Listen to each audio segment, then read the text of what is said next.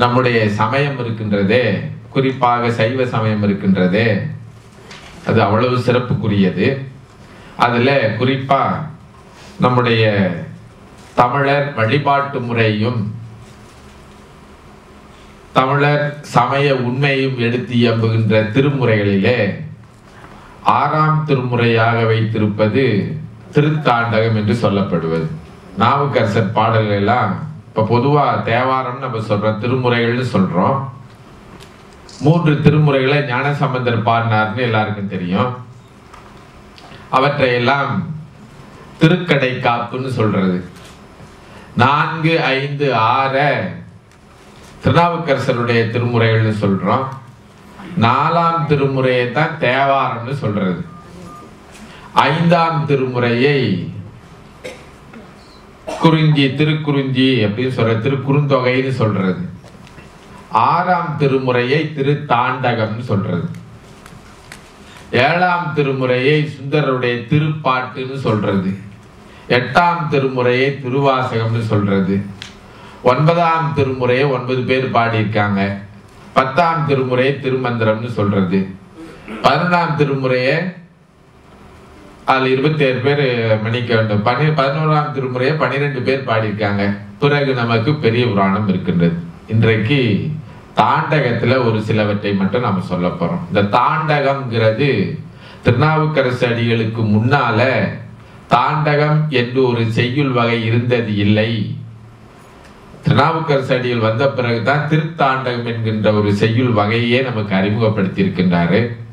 அதுல இன்றைக்கு எல்லாரும் கேட்குறாங்க, தமிழ்ல கடவுளை எப்படி வெளிப்படுறது, அதுக்குன்னு எங்க இருக்கு பாட்டு, திருமுறைகள் எல்லாம் பாடலா தானே இருக்குது அப்படின்னு பார்த்தீங்கன்னா, இந்த தாண்டகத்துல இந்த சமஸ்கிருதத்துல மந்திரம் சொல்றாங்களே, சமஸ்கிருதத்துல மந்திரம் ஒன்றும் பெரிய மந்திரம் இல்லைங்க.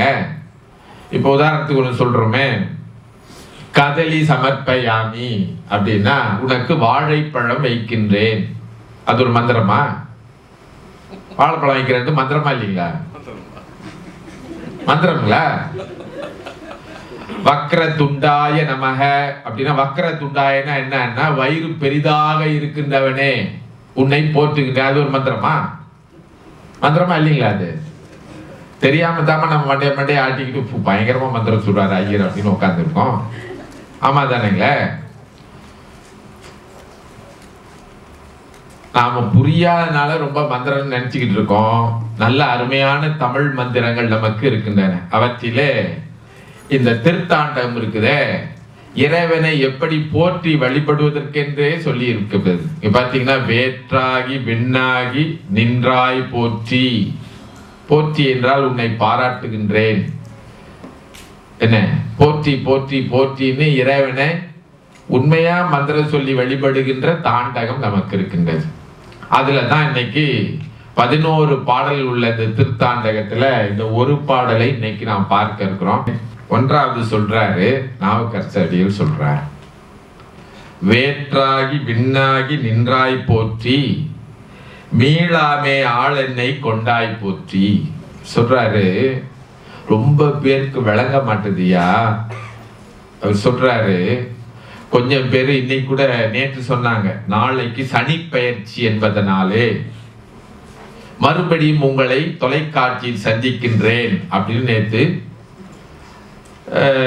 நாள் ராசி பலன் ஒருத்தர் சொல்லுவார் இல்லைங்களா, அவரு சொன்ன உடனே கொஞ்சம் பேர் எல்லாம் நாளைக்கு ரெக்கார்ட் பண்ணிரு மறந்துடாம அப்படின்னு கொஞ்சம் பேர் சொல்றாங்க இல்லைங்களா. நாவுக்கரசு சொல்றாரு, ரொம்ப எளிமையான கேள்வி கேட்கிறாரு உங்களை, நீங்க சிவனை நம்புறீங்களா? நம்புறீங்களா? நம்புறீங்களா இல்லைங்களா?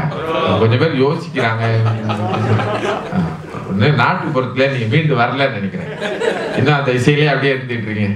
ஒப்பாரி பாட்டு கேட்டு இல்லைங்களா, நம்ம இன்னும் மீளா துயரத்துல இருக்கிற மாதிரி இருக்கு. மீண்டு வந்துருங்க. சிவனை நம்புறீங்களா இல்லைங்களா? நம்புறீங்க. நாவுக்கரசு சொல்றாரு, ஐயா இந்த விண் மட்டும் இல்ல, விண்ணுன்னா என்னன்னு கேட்டீங்கன்னா வெளின்னு சொல்றாங்க, ஸ்பேஸ் சொல்றாங்க இல்லைங்களா.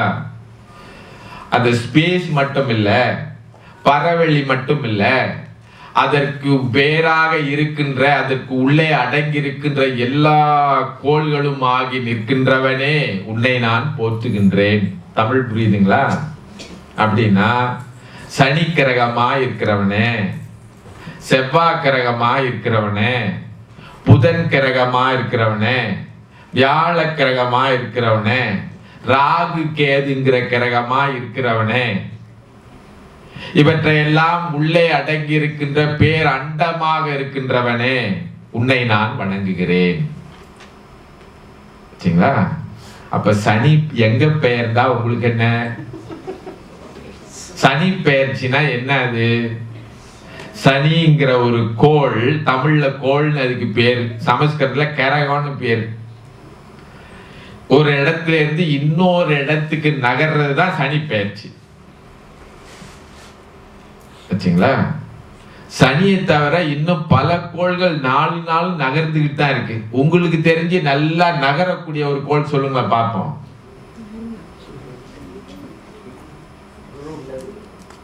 கோள் இருக்கு இல்லைங்களா, கிரகங்கள் உங்களுக்கு நல்லா தெரிஞ்சது. இதுக்கு நாம எங்கேயும் போய் படிக்கலாம் தேவையில்லை. நகரக்கூடிய ஒரு கோள் சொல்லுங்க பார்ப்போம். எப்படி யோசிக்கிறீங்க? நாம நிக்கிற பூமிங்க, பூமி இருக்குத, அது நகருதா இல்லைங்களா? நாம தான் ஆரம்ப பள்ளியில படிக்கும் போதே படிச்சுமே, தன்னைத்தானே சுத்தி கொண்டு எதையும் சுத்தி வருது, சூரியனையும் சுத்தி வருதுன்னு இவ்வளவு தெளிவா படிச்சிருக்குமே. இப்ப என்னைக்காவது பூமி பெயர்ச்சின்னு சாமி கும்பிட்டுருக்கீங்களா?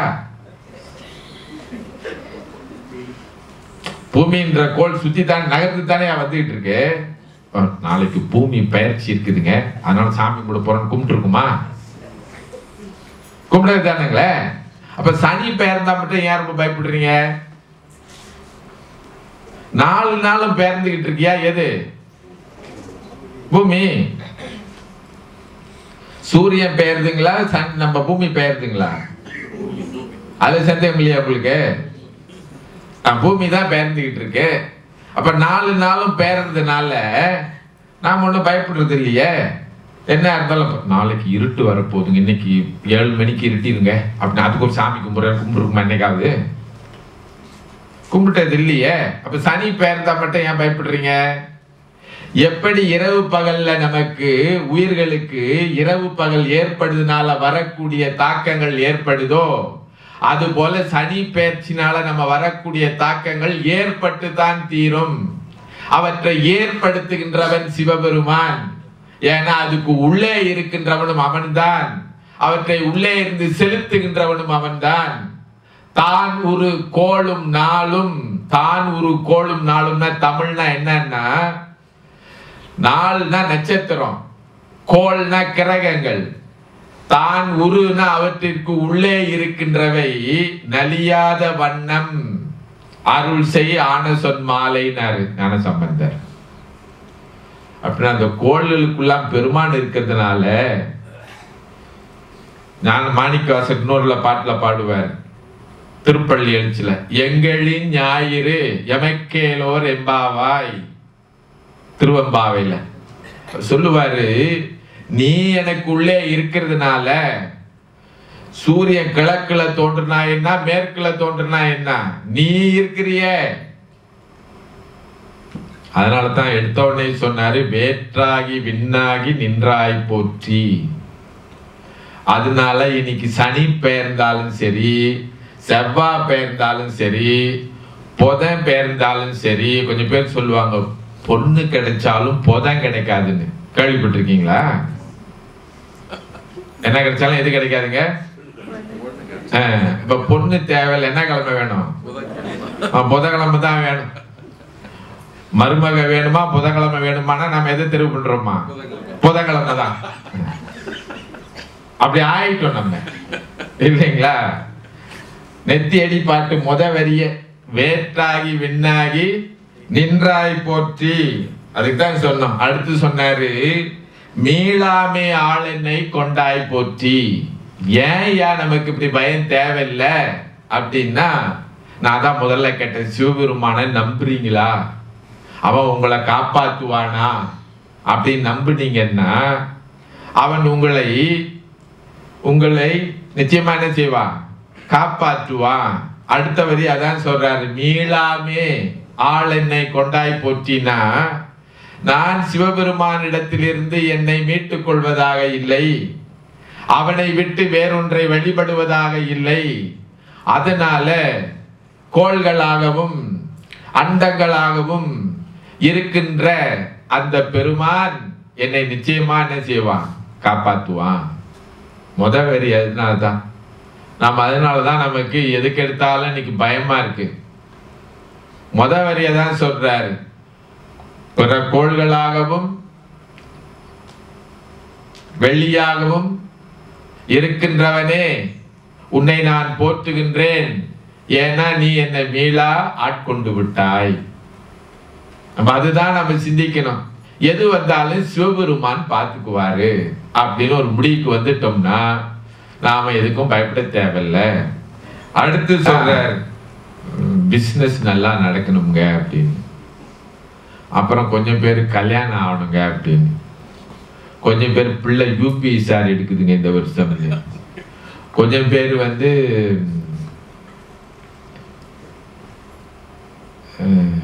வேற வேறலாம் இருக்கு லிஸ்ட் இல்ல, மார்க்கெட் போற மாதிரிலாம் போறாங்க. இப்ப எல்லாம் எழுதி வச்சுட்டுல போறாங்க, எல்லாம் வரிசையா டிக் டிக் டிக் டிக் டிக்னு. வீட்டுக்காரர் சொன்ன பேச்சு கேட்க மாட்டாருங்க அப்படின்னு அவரு போறாரு, மனைவி சொன்ன பேச்சு என்ன கேட்க மாட்டாங்க. எங்க 2 பேருக்கு அடிக்கடி மாட்டிக்குதுங்க சார் அப்படின்னு. நான் ஏன்னா அவர் பிங்கிறாரு, நான் பின்னா அவர் சிங்கிறாரு இல்லைங்களா? பார்த்தாலே சிங்கமோ மானு மாதிரி இருக்கு, புளியும் கரடி மாதிரி இருக்கு அப்படின்னு சொல்லி இவர் சொல்றாரு. சாமி கும்பிடுறது எதுக்குன்னு கேட்டா, முதல்ல இன்ப ஊற்றாக இருக்கின்ற அந்த பெருமானை நாம் வழிபடுவது எதற்காகன்னு கேட்டீங்கன்னா, நமக்குள்ளே ஒரு இன்பம் ஏற்படுவதற்காகவா? கடவுளை பார்த்து கும்பிட்டா நமக்கு என்ன ஏற்படும்னா இன்பம் ஏற்படும். இன்பம் ஏற்படுவதற்காகத்தான் என்ன செய்யணும்? சாமி கும்பிடணும். நாம வழக்கமா எப்படி சாமி கும்பிட போறோம்னா துன்பம் ஏற்படுவதற்காகத்தான் போறோம். போனவொடனே அவ்வளவு துன்பமும் வெளிப்படும். சொல்றாரு, யாரெல்லாம் இறைவனை வழிபடுகின்றார்களோ அவருடைய உள்ளத்துல அமைதி ஏற்படணும். இப்ப நம்ம கோயிலுக்கு போனா அப்படி எங்களுக்கு அமைதியா இருக்கு, அவங்க தான் ஏசுவாங்க. கோயிலுக்கு போனா, கோயிலுக்கு போன உடனே முதல்ல என்ன தேடணும்னா எவ்வளவு சில்லறை காசு இருக்குன்னு. எதுக்குங்க? தட்டுல போடுறதுக்கு. இப்ப கோயிலுக்கு போனா இன்பமா இருக்கா துன்பமா இருக்குங்களா? துன்பமா தான் இருக்கு. முதல்ல போன உடனே என்ன நட்சத்திரம் வரிசையா எல்லாம் சொல்லணும், பேருக்கு எல்லாம் சொல்லணும். அப்புறம் அவர் தட்டை கொண்டு வந்தாருன்னா காசு எவ்வளவு போடணும்னு நினைக்கணும். அப்புறம் எங்க இன்பமா இருக்கிறதுக்கு? அது ஊருக்கு போனா நாம எப்போதும் கணக்கு பண்ணி பார்ப்போம். 10 ரூபா போட்டா மலேசியா காசுக்கு எவ்வளவு ஆகும் அப்படின்னு. ஆமா, அதை ஊருக்கு போனவங்க கேட்டு பாருங்களேன், எண்ணி தான் கணக்கு பண்றது. முந்திலாம் நாங்க போனோன்னே நினைப்போம் 1 ரூபா போட்டா பெரிய காசு அப்படின்னு. ஒரு கோயிலுக்கு போனோடனே அந்த குருக்கள் என்ன பண்ணாரு, 1 ரூபா போட்டோடனே எடுத்து பார்த்துட்டு, மலேசியாவில இருந்திருக்கீங்களா அப்படின்னு. ஆமா அப்படின்னு. பரவாயில்ல, நீங்களே அங்க பிச்சைக்காரனை போட்டுருங்க அப்படின்னு. ஏயா அப்படின்னு பக்கத்துல ஒருத்தர் சொன்னாரு, நம்ம பேராசிரியர் பாலராவாயர் வந்திருந்தார். அவர் சொன்னாரு, தனமலிங்க சார் 1 ரூபாலாம் அங்க செல்லாது, ஒன்றும் வாங்க முடியாது அப்படின்னு. நீங்க என்ன 1 ரூபா போடுறீங்க அப்படின்னு. குறைஞ்சது ஒரு 10 ரூபா போட்டாதான் அந்த ஆளுக்கு பார்த்தா ஒரு வெள்ளி நம்ம காசு மாதிரி தெரியும் அப்படின்னு. ஓ அப்படிங்களா அப்படின்னு. சும்மா நீங்க முயற்சி பண்ணி பாருங்களேன் அப்படின்னு. பக்கத்துல ஒரு துண்டு சின்ன பிஸ்கட் இவ்வளவு பெருசு வித்தாங்க. எவ்வளவுன்னா 6 ரூபான்னாங்க. ஓ அப்பதான் தெரிஞ்சு 1 ரூபாவுக்கு எவ்வளவு மதிப்பில்லை அப்படின்னு. இப்போ கோயிலுக்கு போகும்போது நமக்கு எப்படி தோணுதுன்னா, வர்றவருக்கு இது எத்தனை ரூபான்னு தெரியணும், தட்டுல எவ்வளவு போடுவாங்கன்னு அவர் பார்த்துக்கிட்டு இருக்காரு. எங்க இருக்கிறவரு? பூஜை பண்றவருக்கு. நம்ம போறவங்களுக்கு இவ்வளவு போடணுமே தான் யோசிச்சுக்கிட்டு போறோம். அதுக்கு மேல மற்றதெல்லாம் இருக்கு, சாமி கும்பிடுறது மேல அதுக்கு மேல எல்லாம் இருக்கு. இதுக்கு மேல திருநாவுக்கரசர் சுவாமி சொல்றாரு, யாரெல்லாம் சாமி கும்பிடுறாங்களோ அவங்களுக்கு உள்ளத்துல இன்பம் ஏற்படணுமா. எப்படி இன்பம் ஏற்படும்? ஒரு இசையை நாம ரசிக்கும் போது இன்பம் ஏற்படுது இல்லைங்களா? நம்மள மறந்து இருக்கிறோம் இல்லைங்களா? பண்ணின் இசையாகி நின்றாய் போற்றி, எதை பதியத்தில் சொல்றார், பண்ணின் இசையாகி நின்றாய் போற்றி. அப்போ கடவுளை வழிபடுற நோக்கத்துல முக்கியமான ஒன்று என்னன்னு கேட்டா, இறைவனை வழிபட்டால் நம் உள்ளத்திலே இன்பம் ஏற்படணும். சாமி கனவுல சொன்னிச்சிங்க, எனக்கு கொஞ்ச நாளா நீ இது பண்ணல, அதனால நான் கோச்சிக்கிட்டு இருக்கேன். அதை வீட்டுக்குள்ள நுழையாம எங்க இருக்குதான், வாசல்லே ராத்திரில சாமி தேம்பி தேம்பி அழுகுதான். ஒரு அன்பர் சொன்னார், நாங்க வீட்டுல அம்மா வச்சிருக்கோம் அப்படின்னு. அப்படிங்களா அப்படின்னு, நல்லா பார்த்துங்க உங்க அம்மாவா அப்படின்னு. நீங்க வேற சார், நாங்க அம்மா வச்சிருக்கோம். எந்த அம்மா அப்படின்னு. அம்மா தான் அப்படின்னு. ஓ அப்படிங்களா, சரிங்க அப்படின்னு. நல்லா வச்சிங்களேன் அப்படின்னு. இல்லை பாருங்க, ஒரு வாரமா ராத்திரில கனவுல தேம்பி தேம்பி அழுகுறாங்க அப்படின்னு. ஏன் அழுகுறாங்க அப்படின்னு. இல்லை கொஞ்ச நாளா நீ என்ன நல்லா பார்த்துக்கலடா இல்லைங்களா, திருவிழா கூட சரியா செய்யல, அதனால சாமி தேம்பி தேம்பி அழுகுதான். யார் அழுகணுங்க? அதுக்கு நல்லது செய்யலன்னு அது தேம்பி அழுகுதுன்னா அது எப்படி நம்மளை காப்பாற்ற போகுது? ஆமாவா இல்லைங்களா? நீங்க வச்சுக்கிற சாமி உங்ககிட்ட வாழைப்பழம் வைக்கலன்னு அழுது வச்சீங்க, நீங்க வச்சிருக்க சாமி சூடம் கொடுக்கலன்னு அழுதுன்னு வச்சீங்க, நீங்க வச்சிருக்க சாமி கடா வைக்கலன்னு அழுதுன்னு வச்சீங்க, அது எப்படி உங்களை காப்பாற்ற போகுது? சாமி வச்சதுனால நம்ம நிம்மதியா தானே இருக்கணும். அதான் நாவுக்கரசு சுவாமி சொல்றாரு, ஊற்றாகி உள்ளத்தே ஒளித்தாய் போற்றி. ரொம்ப முக்கியமான வரி, கொஞ்சம் பசியா இருந்தாலும் கேட்டுங்க. அவர் சொல்றாரு, ரொம்ப பேருக்கு கடவுள்னா என்னன்னு புரியல, அவன் எப்படி இருக்கிறானா, உள்ளுக்கு அறிவு ஒளியாக இருக்கிறான்றாரு. அறிவு இருக்க, அந்த அறிவுக்கு விளக்கம் கொடுக்கின்ற ஒளியாக இருக்கின்றான் பெருமான். அது ஆடு வெட்டி கொடுறான்னு கேக்குன்னு வச்சுங்க, அது அறிவுல ஒளியை ஏற்படுத்தக்கூடிய கடவுளா இருக்க முடியுமா? சிந்திக்க வேணும். கடவுள்ங்கிற இலக்கணத்துக்கே நாம இப்ப தவறான ஒரு கண்ணோட்டம் கொடுத்துக்கிட்டு இருக்கிறோம். அறிவுதான் கடவுள் அப்படின்னு நம்ம சமயம் சொல்லுதுங்க. இன்பம் தான் கடவுள் அப்படின்னு சொல்லுது. நீங்க கும்பிடுற சாமியை உங்களுக்கு இன்பம் அளிக்கலன்னா நீங்க சாமி கும்பிடலன்னு பொருள். நீங்க கும்பிடுற சாமி உங்க அறிவை தெளிவாக்கலன்னா நீங்க சாமி கும்பிடலன்னு பொருள். தமிழ் புரியுதுதானே? அப்படின்னா சாமி கும்பிட கும்பிட கும்பிட நமக்கு அறிவு தெளிவாகணும், சாமி கும்பிட கும்பிட நமக்கு இன்பம் ஏற்படணும். இது ரெண்டுமே வரலன்னா நம்ம சாமியை கும்பிடாம வேற ஏதோ கும்பிட்டு இருக்கோம்னு பொருள். அதான் சொன்னார், ஊற்றாகி உள்ளே ஒளித்தாய் போற்றி. அடுத்து சொன்னார், ஆற்றாகி அங்கே அமர்ந்தாய் போற்றி. ஆற்றாகி அங்கே அமர்ந்தாய் போற்றினா, ஆற்று சொன்ன என்னன்னு கேட்டீங்கன்னா ஆற்றல். அதாவது உள்ளுக்கு நம்ம இயக்குகின்ற ஆற்றலாக பெருமான் இருக்கிறான். அதுக்கு தான் நம்ம ஆளுங்க என்ன சொன்னாங்க, ஆற்றல் நாங்க, அத சக்தி நாங்க. அது அம்மை போல இருக்கு, ஒரு அம்மாவை போல இருக்குனால சக்தின்னு பெண் வடிவம் கொடுத்து வழிபாடு பண்ணாங்க. பின்னால நாம என்ன செஞ்சிட்டோம், அது ஒரு பெண் கடவுள், பெண் கட்சி கடவுள்னு. என்னைக்கு நமக்கு உள்ளே ஆற்றல் செயல்படலையோ அதான் சொன்னாங்க, சக்தி இல்லையேல் சிவம் இல்லைன்னு. நம்ம உடம்புக்குள்ள ஆற்றல் இல்லாட்டினா உயிர் என்ன பண்ணிருப்புங்க, பிரிஞ்சிரும். உயிர் பிரிஞ்சிச்சுன்னா உயிரில் கலந்திருக்கின்ற பெருமானும் பிரிந்து விடுவான். ஆனா தமிழ் படத்துல காட்டினாங்க, சிவபெருமானுக்கும் சக்திக்கும் என்ன சண்டை, சக்தி இல்லையே சிவம் இல்லை, சிவம் இல்லையே சக்தி இல்லைன்னு. இன்னொரு செய்தி நம்ம நல்லா விளங்கி கொள்ள வேணும், சிவபெருமான் நம்மை விட்டு பிரிவதே கிடையாது. அவன் என்ன வடிவில் இருக்கிறான்னா ஆற்றல் வடிவில் நமக்குள்ள இருக்கிறான். இதோ ஐயா பறை வசிச்சாங்களே, அந்த பறையை எழுப்புவதற்கு உள்ளே இருக்கின்ற ஆற்றலாக யாரு கையில சிவபெருமான் இருக்கின்றான். இன்னைக்கு விஞ்ஞானம் சொல்லுது,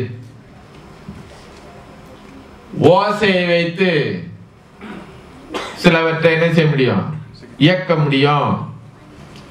காற்றை வைத்து சிலவற்றை இயக்க முடியும். ஹைட்ரோலிக் பவர்ன்றாங்க இல்லைங்களா, எல்லா ஆற்றல்களுக்குள்ளேயும் ஒரு ஆற்றல் இருக்கின்றது. எல்லா பொருளுக்குள்ளேயும் அந்த ஆற்றலாக இருக்கின்றவன் பெருமான். இப்ப நம்ம பேசிக்கிட்டு இருக்கோம்னா நம்ம பேச வைக்கின்ற ஆற்றலை உள்ள இருந்து கொடுத்து கொண்டிருப்பது யாருங்க? பெருமான் தான். அப்ப பெருமானுக்கு லீவ் விட முடியுமா? எப்ப லீவ் விடுறது? யாராவது செத்து போயிட்டா நம்ம பூஜை அறை கட்டணை மூடிட்டு நாங்க ஒரு ஒரு ஒரு ஒரு 16 நாளைக்கு தீட்டுங்க அப்படின்னு. அப்படிங்களா? அப்படின்னு நாங்க சாமி எல்லாம் கும்பிடுறது இல்லை அப்படின்னு. விளக்கு கூட பத்த வைக்கிறது இல்லைங்க அப்படின்னு. விளக்கு பத்த வச்சா என்ன ஆயிருங்க? விளக்கு பத்த வச்சா என்ன ஆகும்? ஒண்ணு நமக்கு ஏதாவது ஆகணும், இல்ல சிவபெருமானுக்கு ஏதாவது ஆகணும். ஆமா தானுங்களே? விளக்க பத்த வச்சுதான் பாருங்க என்ன ஆகுதுன்னு. ஐயோ பத்த வச்சிடாதீங்க அப்படின்னு. சரி பத்த வச்சு பாருங்க என்ன ஆகும் அப்படின்னு. இல்லையே. ஆமா தானையா? என்னையா இந்த வீடு தமிழன் வீடு, இந்த வீடு சீன வீடு, பக்கத்துல ஒரு கம்பி வேலி போட்டிருக்காங்க. சரிங்களா? இவங்க வீட்டுல சாவுன்னு சொல்லி 16 நாள் விளக்கு கொளுத்தல. கம்பி ஓரத்துல சீன கூட்டு வச்சிருக்கான். அவன் என்ன செய்யறான்? ஊது பத்தி கொளுத்தி சாமி கும்பிட்டு இருக்கான். 2 பேருக்கும் ஒரு சாமி தான் நம்புறீங்களா?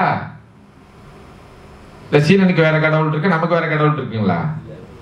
அது தெளிவா இருக்கு இல்லைங்களா? கடவுள் உலகத்திற்கு யாருங்க? ஆதி பகவன் முதற்றே உலகு. அவன் சீனனா இருந்தா அவன் சீன முறையில சாமி கும்பிட்டு இருக்கான், அவ்வளவுதான். நம்ம தமிழன்னா நம்ம தமிழ முறையில கும்பிட்டு இருக்கோம், அவ்வளவுதான். மலாய்க்கார முறையில கும்பிட்டு இருக்கான். கடவுள் ஒன்று தானே எல்லாருக்கும், இல்லைங்களா? ஆமா சரி. வேலிக்கு இந்த பக்கம் இருக்கிற நம்ம ஆளுக்கு தீட்டு, வேலிக்கு அந்த பக்கம் இருக்கிறவனுக்கு என்ன இல்ல? தீட்டு இல்ல. இப்ப கடவுள் வந்து வேலியோட அப்படி நின்றோம். அப்ப நம்ம சொல்ற உண்மை எந்த அளவுக்கு உண்மையா இருக்குன்னு பாத்தீங்களா? அவர் சொல்றாரு, ரொம்ப பேர் புரியாம இருக்கிறாயா. கடவுளை விளக்குக்குள்ள அடக்கி வச்சிருக்கிறாங்க. விளக்கு ஏத்தனா கடவுள் வந்துடுறாரு. விளக்கு அமிச்சிட்டீங்கன்னா என்ன பண்ணிடுவாருங்க? போயிடுவார். நீ கேட்டனை சாத்தினீங்கன்னா கடவுள் வந்து உள்ளுக்கு அடைப்பட்டுருவார். கேட்டன் திறந்தீங்கன்னா வெளியே வந்துடுவார். அப்படின்னு மாங்காத்தனமா யோசிக்காதீங்கன்றாரு. யார் சொல்றது? நானா தர்மலிங்கங்களா? தர்மலிங்கமா திருநாவுக்கரசருங்களா? நீங்க போய் அந்தால என்ன மாங்கான்னு ஏசினார் சொற்பொழிவுலன்னு நீங்க தப்பா நினைக்க கூடாது. பாருங்க, திருநாவுக்கரசர் ரொம்ப தெளிவா சொல்றாரு, சாமிய கூண்டுக்குள்ள அடைக்காத, சாமிய விளக்குக்குள்ள அடைக்காத. அவன் ஓங்குள்ளேயே அறிவா இருக்கிறான், அவன் ஓங்குள்ளேயே ஆற்றலா இருக்கிறான். நீ கடவுளை கொண்டு போய் ஒரு சின்ன திரியில நிப்பாட்டாத. எவ்வளவு பெரிய செய்தி, பெரிய செய்தி இல்லைங்களா? இந்த கேட்டு தெரிஞ்சிருவோன்னு நினைக்கிறீங்க? திறந்தவே மாட்டோம். அடுத்து சொன்னாரு, ஓவாத சத்தத்து ஒலியே போற்றி. ஓவாத சத்தம் என்னன்னு கேட்டீங்கன்னா, உள்ளுக்கு இறைவன் இடையில்லாதன தெரியுங்களா? அதாவது தொடர்ச்சியாக ஒலித்து கொண்டே இருக்கிறான். அதைத்தான் திருமந்திரத்துல திருமூலர் அசபா மந்திரம்னாரு. அசபா மந்திரம்னா என்னன்னு கேட்டீங்கன்னா, அப்படின்னா ஆண் அங்காக்கும் போது ஆண் வருத விடுறோமே. ஆமா அப்படிதான் காத்து இழுத்து விடுறோம், அப்படிதான் விடுறோம். அந்த ஆ ஊ என்கின்ற ஓசையாக பெருமான் உள்ளே தொடர்ச்சியாக இருந்து கொண்டிருக்கின்றான். அதை தான் ஓங்காரம், ஆ ஊன்னும். இது நிக்கிதோ, எதுங்க நிக்கும்? எப்பங்க நிக்கும்? இது மூச்சு நின்னுச்சுன்னா உயிர் பிரிஞ்சிடும். உயிர் பிரிந்தால் உயிரோடு கலந்திருக்கின்ற பெருமானும் பிரிந்து விடுவான். அதான் சொன்னாரு, கடவுள் உன் மூச்சில் இருக்கிறாயான்னு. நாம சோம்பேறித்தனம் பட்டுக்கிட்டு தான் என்ன பண்ண, அதுக்கு மேல இந்த கொஞ்சம் பேர் சங்குல அபிஷேகம் பண்றாங்க இல்லைங்களா? சங்குல எதனால அபிஷேகம் பண்றாங்களா பலமுறை சொல்லியிருக்கோங்க சொற்பொழியில. சங்க எடுத்து காதுல வச்சீங்கன்னா ஓங்கிற சத்தம் கேட்கும். அதனால சங்குனால அபிஷேகம் பண்ணோம், சங்காபிஷேகம். இப்ப நாம ஓம்னு சொல்லி கடவுள் மேல திருமஞ்சன பொருட்களை ஊத்துறது நல்லதா, சங்கு எனக்கா சொல்லுன்னு சொல்லி ஊத்துறது நல்லதா? சங்காபிஷேகம் நல்லதா இல்ல 408 முறை ஓம்னு சொல்றது நல்லதா? சங்காபிஷேகம் தான் சொல்றாங்க கொஞ்சம் பேர். சங்க 1000 அடுக்கி வச்சு நீங்க பாட்டு கை கட்டிக்கிட்டு நின்றுட்டு இருக்கோன்னு வச்சுங்க, பலெல்லாம் யாருக்குங்க போவோம்? சங்குக்கு தான். ஏன்னா சங்கு தானே என்ன பண்ணிட்டு இருக்கு? ஓம்னு சொல்லிட்டு இருக்கு. எடுத்து ஊத்துறவருக்கும் போவாது. எடுத்து ஊத்துறவர் யாருங்க? ஐயரு. அவருக்கு பலன் போமா? போவாதுங்களா? போவாது. ஏன் போவாது? அவரும் சொல்லல. அவர் கவுண்டிங்ல இருப்பாரு. 108ல எவ்வளவு? 1008ல எத்தனை ஊத்தியாச்சு? நெக்ஸ்ட் அவர் ஒரு 10 எடுத்து அடுத்து தட்டுல கொடுப்பாரு அசிஸ்டன்ட். அடுத்து இன்னொருத்தர், அவருக்கு தொழில். அப்போ நாம நினைச்சு பார்க்கல, எண்ணி பார்க்கல. நாம ஒரு 3 முறை ஓம் சொல்றது 1008 சங்குகளுக்கு ஊத்துறோம் இல்லைங்களா, அதற்கு மேலானது. அப்ப அவர் சொல்றார், உனக்குள்ளேயே இருந்து எப்பொழுதும் ஓம்காரமாக இறைவன் ஒலித்து கொண்டிருக்கிறார். அதான் சொன்னார், ஓவாது சத்தத்து ஒலியே போற்றி. ஒலிங்கிறது ஒலியன் அப்படின்னா எழுத்துருன்னு அர்த்தம். நம்ம ஒலிகளுக்கு என்ன கொடுத்துருக்குங்க? சத்தத்துக்கு வரி வடிவம் கொடுத்துருக்கோம். எண்ணானாய் எழுத்தானாய் இன்னொரு இடத்துல நாவுக்கரசர் பாடுவார். அப்போ இறைவன் எப்பொழுதும் இருக்கிறான். அதனாலதான் என்ன பண்ணுவாங்க, முந்தைய காலத்துல காலையில எழுந்திரிச்ச உடனே நமசிவாயன்னு எழுதுவாங்க. ஆமாங்களா? ஒரு தாள் எடுத்து என்ன செய்வாங்க, ஓம் நம சிவாய், ஓம் நம சிவாய், ஓம் நம சிவாய், ஓம் நம சிவாய் 108 முறை எழுதிட்டு போறது. அது எழுத்து வடிவிலே இறைவனை சொல்வது. மந்திர வடிவமாகவும் இறைவன் இருக்கின்றார். நமசிவாய் என்பது மந்திர வடிவமாகவும் இருக்கின்றது. அதை இன்னொரு நாளைக்கு பார்க்கலாம். அப்புறம் சொன்னாரு, ஆற்றாகி அங்கே அமர்ந்தாய் போற்றி முடிச்சிட்டு, ஆரங்கம் 4 வேதம் ஆனாய் போற்றி. ஆரங்கம்ங்கிறதும் 4 வேதம். ஆரங்கத்துல ஒன்று என்னன்னு கேட்டீங்கன்னா, அது நம்முடையதா இல்லாட்டினாலும் அதுல சொல்லப்படுற இந்த சோதிடம் இருக்க, சோதிடம் சோதிடம் சோதிடம்னா என்னன்னா, சோதினா கடவுள், சோதிடம்னா கடவுள் எந்த இடத்திலிருந்து நமக்கு அருள் செய்து கொண்டிருக்கிறான்னு நம்ம பார்க்கறது தான் என்னதுங்க சோதிடம். ஜாதகம்னு சொல்றாங்க இல்லைங்களா, ஜாதகம்னா என்னன்னா இறைவன் திருவருள் எப்படி நமக்கு சாதகமாக இருக்குங்க. சாதகத்தை தான் ஜான்னு போட்டு ஜாதகம்ன்றோம். இப்ப நீங்க ஜாதகம் பார்க்க போறீங்கன்னா என்ன பார்க்க போறீங்கன்னு பொருள், இறைவன் திருவருள் எனக்கு சாதகமா இருக்கா இல்லையா ஒண்ணு. சோதிடம் பார்க்க போறீங்கன்னா என்ன பார்க்க போறீங்க, இறைவன் திருவருள் எந்த இடத்துல இருந்து எனக்கு அருள் செய்து கொண்டிருக்கின்றது அப்படின்னு சோதிடம் பார்க்க போறீங்க. இத ரெண்டையும் பார்த்து தான் தெரிஞ்சுக்கணுமா, பார்க்காமலே தெரிஞ்சுக்கலாமா? எப்படி பார்க்காமலே தெரிஞ்சுக்கலாம்? நன்று உடையானை தீயது இலானை ஒரே வரியில ஞானசம்பந்தர் சொல்லிட்டார். நமக்கு செய்யறது எல்லாமே நல்லதா தான் கடவுள் பண்ணிட்டு இருக்காருங்க. இன்னைக்கு நம்ம நடனம் 4 பிள்ளைங்க வரல, அந்த பிள்ளைங்க வராதனால இன்னைக்கு நம்ம ஆடலரசு ஐயா அவர்களே பறை வாசித்து அந்த பிள்ளைங்களுக்கு பெரிய இன்னைக்கு பயிற்சி. என்ன பயிற்சினா, இவ்வளவு நாள் இசை போட்டு ஆடினதுங்க இன்னைக்கு ஆசிரியர் வாசிக்கிறத கேட்டுக்கிட்டு ஆடுறதுக்கு பெரிய நுட்பம் வேணும் இல்லைங்களா? 4 பிள்ளைங்க வராது நல்லதா கெட்டதா? நல்லதா கெட்டதுங்களா? நாங்க வந்தோன்னு பார்த்தோம் 4 பிள்ளைங்க வரலையாமே அப்படின்னு, எப்படி அவர் சமாளிக்க போறாரு அப்படின்னு. இறைவன் பாருங்க, ஆடுற பிள்ளைங்களுக்கு ஒரு நன்மையும் நாம கேட்கறதுக்கு ஒரு நன்மையும், அவர் வாசிக்க பிள்ளைங்க ஆட. நாளைக்கு பிள்ளைங்க சொல்லிருக்கீங்களா, மாஸ்டரே நேரா டீச்சர் நாங்க ஆடி இருக்கோம்ல, அப்ப நல்லதா கெட்டதுங்களா? நமக்கு தெரியாதுங்க. மாணிக்க வாசகர் சொல்றாரு, நீ என்ன பண்றன்னு எனக்கு தெரியாது. நம்ம சுத்தி நடக்கிறது எல்லாமே என்னதுங்க கொஞ்சம் பேர் கூட நொந்து போய் சொல்லுவாங்க அடிக்கடி, எல்லாருக்கும் வாச்சிச்சு மனைவி, எனக்கு தான் வாய்ச்சிருக்கீங்க. வாய் திருத்தல்னா என்னதுங்க? வாய்ப்புனா நல்லதா கெட்டதுங்களா? நல்லதுங்க. அப்ப எனக்கு வாய்ச்சி இருக்குன்னா அந்த மாதிரி ஆள் நமக்கு வாய்ச்சாதான் இந்த மாதிரி ஆள் திருந்தோன்னு கடவுள் பார்த்து கொடுத்துருக்கிறாராம். ஏன்னா தமிழ் புரியுதுங்களா? அதை மட்டும் சொல்லுவாங்க, மனைவி அமைவதெல்லாம் யார் கொடுத்த வரோம். அப்ப இடையில எனக்கு மட்டும் வாய்ச்சி இருக்குன்னு எப்படி வந்துச்சு வாசகம்? பாருங்க, ஒருத்தர் குத்துறாங்க பாருங்க பக்கத்துல, அப்படின்னா அப்படிதான். அப்ப தெரியுது இல்ல, எல்லாருக்கும் அப்படிதான். கொஞ்சம் பேர் குத்தல, ஆமா இதை மட்டும் சொல்லிருங்க, வீட்டுக்கு வந்து பாருங்க தெரியும் அப்படின்னு. அப்படி இல்லாட்டினா அப்படி ஆவாது. அதான் நாவுக்கரசு சுவாமி சொல்றாரு, சோதிடங்கிறதும் நீதான், சாதகம்ங்கிறதும் நீதான். அதுல பெரிய விஷயம் ஒன்றும் கிடையாது. அண்மையில கூட நீங்க பாத்தீங்கன்னா இந்த வாட்ஸ்அப் குழுமத்தெல்லாம் அனுப்பியிருந்தாங்க, எப்படி வைத்தீஸ்வரன் கோயில்ல ஓலைச்சுவடி, பழங்காலத்து ஓலைச்சுவடி, இதெல்லாம் அது என்ன என்ன நாடி என்னது நாடி பார்க்கறதுன்றாங்க இல்லைங்களா, அதை எப்படி செய்யறதுன்னு வெட்ட வெளிச்சமா போட்டிருந்தாங்க.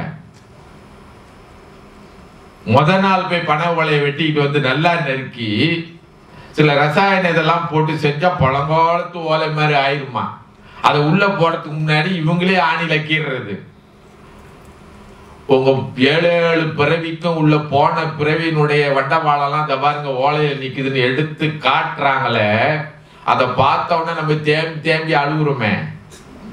இதெல்லாம் எப்ப கண்டுபிடிச்சதுன்னா 2 நாளைக்கு முன்னாடி ஊற வச்சது. நீங்க எங்க போய் பார்த்தாலும் வைத்தீஸ்வரன் கோயில்ல எல்லா கோயில்லையும் மூல ஓலை வச்சிருக்காங்க. மூளைன்னா என்ன தெரியுங்களா? ஒரிஜினல் தானேங்களா? ஒரிஜினல் எத்தனை இருக்க முடியும்? அது எப்படி எங்க போனாலும் எல்லா இடத்துலயும் ஒரிஜினல் இருக்கு? நான் சொல்றது புரியுதுங்களா? இப்போ 10 நாடி சோசியக்காரங்க உட்காந்துருக்காங்க, இப்படி நாகாளி போட்டு உட்காந்துருக்காங்க, அப்படித்தானே உட்காந்துருக்காங்க கடை வச்சிருக்க மாதிரி. நீங்க போய் விட்டா பாக்குறீங்கன்னா அவர் சொல்லுவார், மூளைங்க இது மூளை ஓலை வச்சிருக்கான் அப்படின்னு. ஓ அப்படிங்களா, சரி நீங்க வாங்கிட்டு வந்துருங்களா. இவர்கிட்ட கேளுங்க, மறுபடியும் இவரு என்ன வச்சிருப்பாரு? மூளை தான் வச்சிருப்பாரு. இது எப்படியா 2 பேர் போட்டோ ஸ்டேட் இல்லாம ஒன்னே வச்சிருக்கீங்க அப்படின்னு கேட்டீங்க. அது எங்களுக்கு தெரியாதுங்க, எங்களுக்கு நாங்க மூளை நாடி வச்சிருக்கிறோம் அப்படின்னு. அதாவது சொல்றாரு, இப்படி எல்லாம் தேடி அலைஞ்சி தெரியாதீங்க சொல்ற. சோதிடங்கிறதும் நீதான், ஜாதகம்ங்கிறதும் நீதான், வேதம்ங்கிறதும் நீதான், திருமுறை என்பதும் நீதான் இல்லைங்களா? 4 வேத மாரங்க மானாய் போற்றி. அடுத்து சொன்னாரு, காற்றாகி எங்கும் கலந்தாய் போற்றி. இறைவன் காற்றாகி எல்லா இடத்துலயும் கலந்துருக்கிறான. அப்ப எப்ப லீவு விடுறது, எப்ப கேட் போடுறது கடவுளுக்கு? முடியுங்களா? அதாவது நாவுக்கரசு சொல்றாரு, இறைவன் காற்றுல கலந்திருக்கிறான் ஐயா, நீ ஏன் மனுஷன்ல வேறுபாடு பிரிச்சு பார்த்துக்கிட்டு இருக்க? ஏன் நீ பெரிய உயர்ந்தவன் கொம்புன்னு நினைக்கிற இல்லைங்களா? இறைவனுக்கு எப்படி தடை போட முடியும்? காற்றாகி எங்கும் கலந்தாய் போற்றி. இறைவன் காற்றுல இருக்கிறானே, அவரு சுவாசிச்சு விட்ட காற்று நான் சுவாசிக்கிறேன். நிப்பாட்ட முடியுங்களா? ரொம்ப பேர் சொல்லுவாங்க பியூர் சைவங்கன்னு, அசைவ பக்க கடையை கூட திரும்பி பார்க்கறது இல்லை அப்படின்னு. அவங்க கோழி கடை அப்படி கோழி தொங்குதுன்னா அந்த பக்கம் கூட திரும்பி பார்க்கறது இல்லை அப்படின்னு. ஆனா வெஜிடேரியன் சிக்கன் மட்டும் சாப்பிடுவாங்க. கொஞ்சம் பேர் பண்ற அட்டகாசம் இருக்குல்ல, வெஜிடேரியன் மட்டன் சாப்பிடுவாங்க. நீ தான் சைவம் ஆயிட்டு, எதுக்கு வெஜிடேரியன் மட்டனை திங்கிற? மட்டன்னா என்னதுங்க? சைவ ஆட்டிறைச்சி, சைவ கோழிங்க, சைவ ஊடாங்க, சைவ வேற என்ன இருக்குதுங்க? சைவ நெத்திலி இருக்குதுங்க அப்படின்னு. காளான் தண்டு சைவ நெத்திலியா இருக்குது, நீ காளான்னு சொல்லி சாப்பிட வேண்டியது தானே?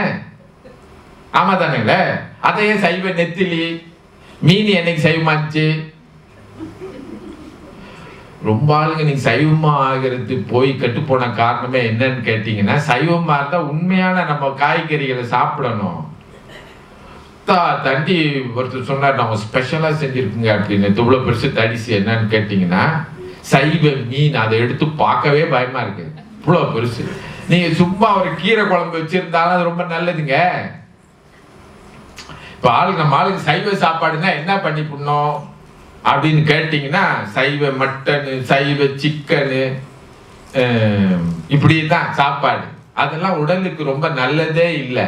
அதுக்கு பேசாம நம்ம ஆளுக்கு சொல்லுவாங்க, அந்த காலத்து என்ன வச்சிருக்கேன், இந்த மொட்டை ரசம் வச்சிருக்கேன் அப்படின்னு. மொட்டை ரசம் நல்லது, மொட்டை சாம்பார் நல்லது. யாருங்க மொட்டை சாம்பார்னு?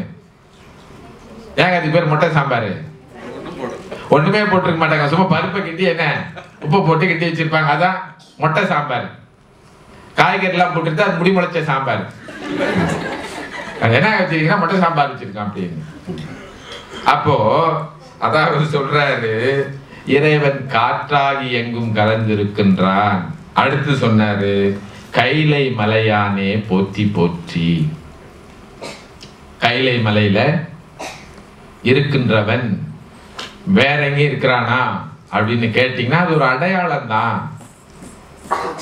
கைலை மலை என்பது இறைவனை நினைப்பிக்கின்ற ஒரு சின்னம், ஒரு அடையாளம். திருவண்ணாமலை என்பது இறைவனை நினைப்பிக்கின்ற ஒரு அடையாளம் இல்லைங்களா? சிவலிங்கம் போன்று காட்சி கொடுக்கின்றது, ஆமாதானுங்களே? நீங்க போய் கைலாய மலையிலே படுத்திருந்தா முக்தி அடைஞ்சிருமா? அடைய மாட்டோங்களா? இறைவன் திருவடி கண்ணை திறந்து பார்த்து தர்மலிங்கம் வந்துரு அப்படின்னு வரா பெற மாட்டாருங்களா? திருவண்ணாமலையிலே போய் படுத்துங்களேன், இறைவன் கூப்பிட்டு கூப்பிட மாட்டாருங்களா? கூப்பிட மாட்டாரு. அங்கேயும் போய் என்ன வேலை கொடுக்கணுங்க? அறிவுக்கு வேலை கொடுக்கணும். அந்த மலையை பார்த்து இறைவன் அண்ணாமலையாக இருக்கின்றான். அண்ணாமலைன்னா என்னதுங்க? ஏங்க நம்ம உடன் பிறந்தவங்களை அண்ணன்னு கூப்பிடுறோம்? அண்ணான்னா என்னங்க அர்த்தம்? உயர்ந்தவர்னு அர்த்தம். அண்ணான்னா அண்ணின்னா உயர்ந்தவங்க இல்லைங்களா? நீங்க திருவண்ணாமலையில உட்கார்ந்துக்கிட்டு சோதிடம் பார்த்துக்கிட்டு இருக்கீங்கன்னு வச்சுங்க, சிவருமான் கூப்பிட்டு வர கூட மாட்டாரா? கூப்பிட்டுக்க மாட்டார். நீனே திருந்த மாட்டேன் தர்மலிங்க, இன்னும் பல பிறவிக்கு போயிட்டு வான்றுவேன். இல்லாட்டினா திருவண்ணாமலை அடிவாரத்தில் இருக்கிறவங்க எல்லாம் பெரிய யோகிங்களால இருக்கணும். ஆமா தானே? இல்லை, திருவண்ணாமலை சுற்றி இருக்கிறவங்க எல்லாருமே நீங்க பாத்தீங்கன்னா நாவுக்கரசர் மாதிரி, ஞானசமுத்திரர் மாதிரி தானே இருக்கணும். அப்படி இல்லையே. அப்ப என்ன செய்யுது நம்ம சமயம் சொல்லுது, அறிவை வளர்த்து கொள்ள வேண்டும். அதாவது சொல்றாங்களா, இந்த பேய் பிடிச்சிச்சுன்னா யாரை போய் பாக்குறாங்க எல்லாரும்? பேய் பிடிச்சா யாரும் பாக்குறீங்க? போமோங்களா? பேயோட பெஸ்ட் ஃப்ரெண்ட் யார் தெரியுங்களா உங்களுக்கு? பேயோட பெஸ்ட் ஃப்ரெண்ட் யாருங்க? சிவபெருமானுங்க. நம்பலையா நீங்க? பேயோட பெஸ்ட் ஃப்ரெண்ட் சிவபெருமான். பேயோட சேர்ந்து டான்ஸ் ஆடுறது யாருங்க? சிவபெருமான். யார் சொல்றதுங்க? திருநாவுக்கரசர் சொல்றாரு, பிச்சாடல் பேயோடு உகந்தாய் போற்றி. பிச்சாடல்னா பிச்சுக்கிட்டு ஆடுறானா? பிச்சுக்கிட்டு ஆடுறதுன்னா என்னதுங்க?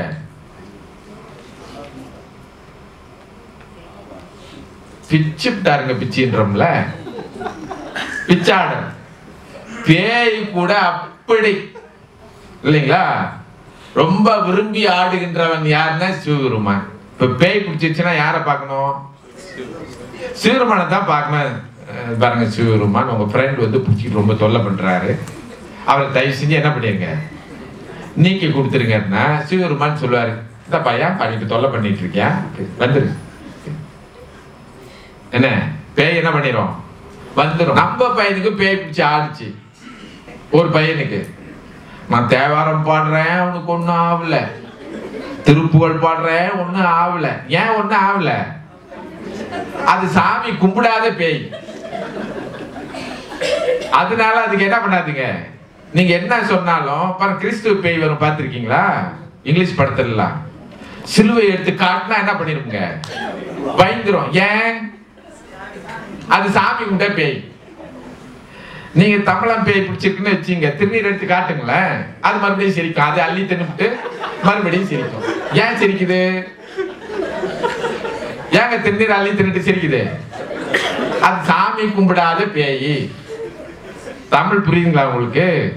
அதனால நம்ம கண்டிப்பா சாமி கும்பிடணும். ஏன்னா நாளைக்கு பேய் ஆயிட்டோம்னு வச்சுங்க, திருந்துறதுக்கு ஒரே வழி என்னது? இப்ப சாமி கும்பிடுறதுதான். சாமி கும்பிட்டா தான் பேயானாலும் நல்ல புத்தி வரும். நல்ல பேய் யாரோடங்க ஆடும்?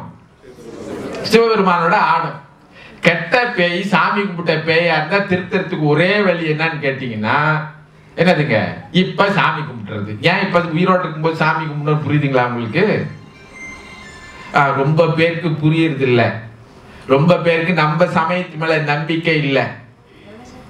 நீங்க நம்புங்க, நாம நம்பிக்கிறவனை வழிபடலைன்னா நாம பேய ஓட்டவே முடியாது. நல்லா நினைவுல வச்சுக்கொள்ளுங்க. திருநாவுக்கரசர் சொல்றாரு, பேயோட மிகச்சிறந்த நண்பனாக இருந்து ஆடிக்கொண்டிருக்கின்ற பெருமானே உன்னை போற்றுகின்றேன். பிச்சாடல் பேயோடு உகந்தாய் போற்றி. அப்புறம் சொன்னாரு, போகாது என் சிந்தை புகுந்தாய் போற்றிதான் கடைசி வரி.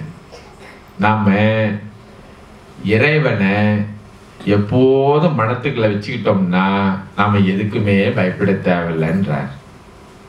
ஒரு கேள்வி மட்டும் வீட்டில் போய் கேட்டுங்க, நெஞ்ச தட்டி கேளுங்க, சிவபெருமானே நீ உள்ள இருக்கிறியா? எனக்கே கொஞ்சம் டவுட்டா இருக்கு அப்படின்னீங்கன்னா சிக்கல் தான். அவர் இருக்கிறாரு, உறுதியா இருக்கிறாரு அப்படின்ட்டீங்கன்னா எதற்கும் பயப்பட தேவையில்லை.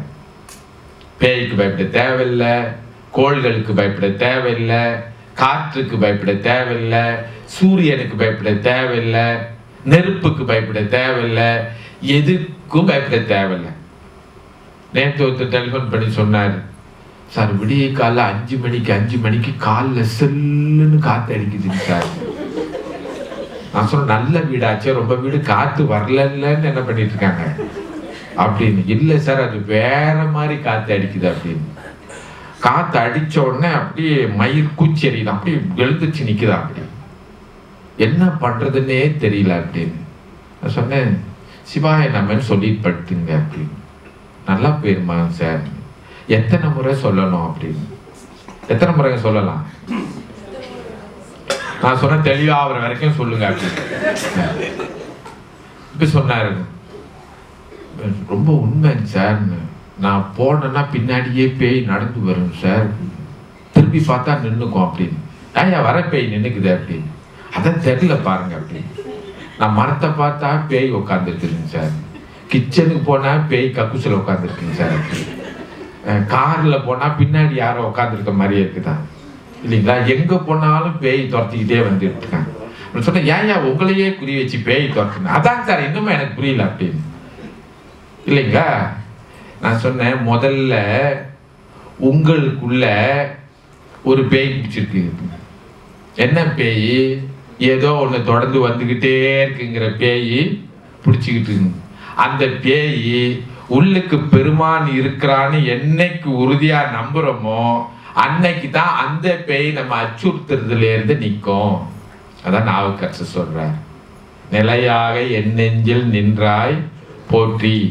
அப்படி வராத வரைக்கும் நம்மளும் நிம்மதியா இருக்க முடியாது, நம்மளை சுத்தி இருக்கிறவங்களும் நிம்மதியா இருக்க முடியாது, மற்றவங்களையும் நிம்மதியா இருக்க விட மாட்டோம்.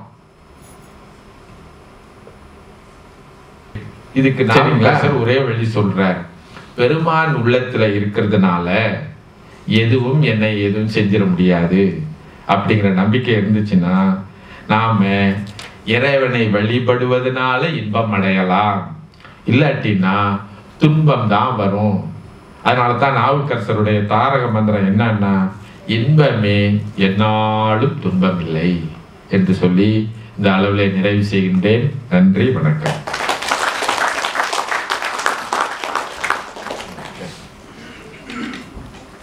மிகச்சிறப்பாக அரிய கருத்துக்களை பகிர்ந்து கொண்ட திருமுறை செம்மல் ஐயா அவர்களுக்கு நன்றி. இறுதியாக நிகழ்வின் இறுதி அங்கம் சிலர் வெளியே நிறைய கேட்டிருந்தாங்க, ஆடல் அண்ணன் அவர்கள் இன்னொரு முறை பறை இசைச்சு காமிக்கணும் அப்படின்னு சொல்லி. அதனால இறுதியாக அவங்க ஒரு முறை பறை இசைப்பாங்க. அதோட நம்ம இறைவணக்கம் பாடி நிகழ்வு நிறைவுறும். அன்பு அழைக்கிறேன்.